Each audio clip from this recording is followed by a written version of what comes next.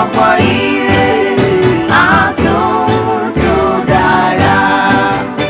Ọmọ Oòduà dìde, bọ́ sí ipò ẹ̀tọ́ rẹ. Ìwọ ni ìmọ́lẹ̀ ògo adúláwọ̀.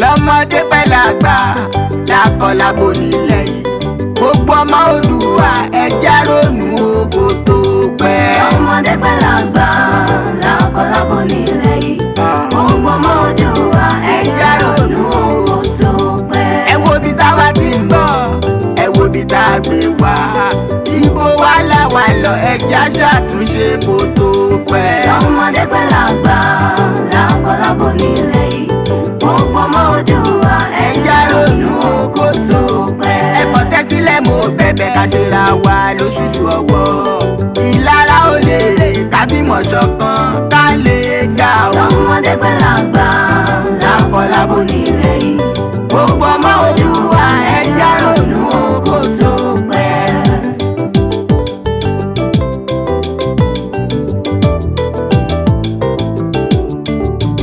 Àlàní Adégòkè, ìbéèrè rè o fọmọ Oòduà, ta ló pa MKO lọ́jọ́ sí Bọ́lá Ìgè, Eléégì wá dípọ̀ dínà fún Ìṣọ́ Williams, àtàkàtàn lógo Yorùbá táwarawa ti dá lóró.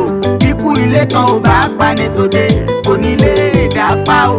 Ìmọ̀tara ẹni nìkan ọ̀dàlẹ̀ abalẹ̀ lọ́ni, ẹnu kan fi pàdé gun wá tún pàdé ogun mọ́ o. Lọ́mọdé pẹ́ lágbà lákọlábo nílẹ̀ yìí, Ó bẹ̀ mí gbogbo o. ọmọ Oòduà ẹja ronú ògo tó pẹ́. Kájí pínpín lọ́pọ̀ ń sọ kó ní kálukú ṣe tiẹ̀ lọ́tọ̀, tó wà lẹ́yìn ẹ̀ bá ju èjì lọ, ṣùgbọ́n lára ìjà òun lè yín wà. Tó bá jẹ́ pínpín ló máa yọ̀ wá, ìlérí Ọlọ́run dandan ní àṣẹ o. Lọ́mọdé pẹ́ lágbà lákọlábo nílẹ̀ yìí, gbogbo ọmọ Oòduà ẹja ronú ògo tó pẹ́.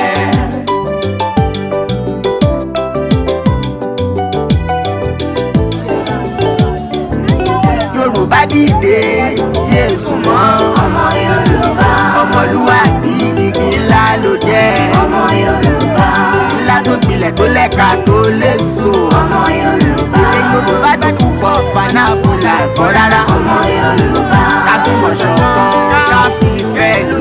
ọmọ Yorùbá, Bá rẹ́ni tó ń gòkè ká jùmọ̀ gbé gani, ọmọ Yorùbá, níbi lára ló sún wa débi ìtàdé. ọmọ Yorùbá, Ó pẹ́ bóyá ọmọ Yorùbá ilé gbogbo ń tàgbé. ọmọ Yorùbá, Yorùbá nation ẹ̀jẹ̀ àparapọ̀. ọmọ Yorùbá, Àlàní Adégòkè ló ní ká fìmọ̀ ṣọ̀kan. ọmọ Yorùbá, Yorùbá dìde Yéésù mọ́sẹ̀. ọmọ Yorùbá, Ọmọlúwàbí igi ńlá ló jẹ́.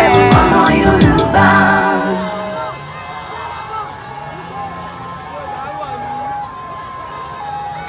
ọjà àti rí ọmọ bàbá dání igbó ṣá kí ló dé ọjà àti rí lóbi smọ́tì o ọjà àti rí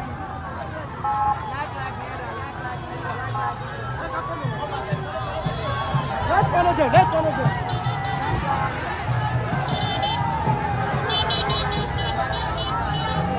gbèrè ọjà wa parí.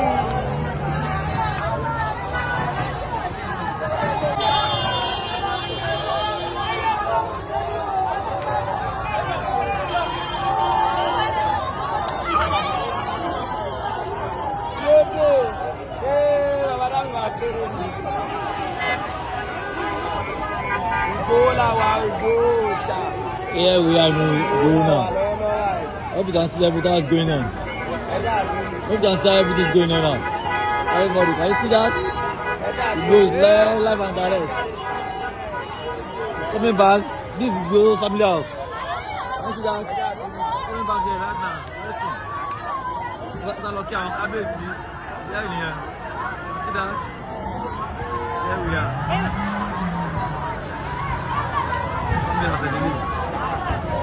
See that?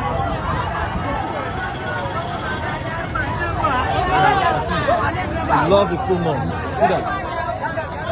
The love is too much. Consider. Wọ́n lọ kí àwọn ọba àwọn olóyè mi. Wọ́n lọ kí wọn náà. Wọ́n padà bọ̀ ń lé ń sìn very soon. Consider.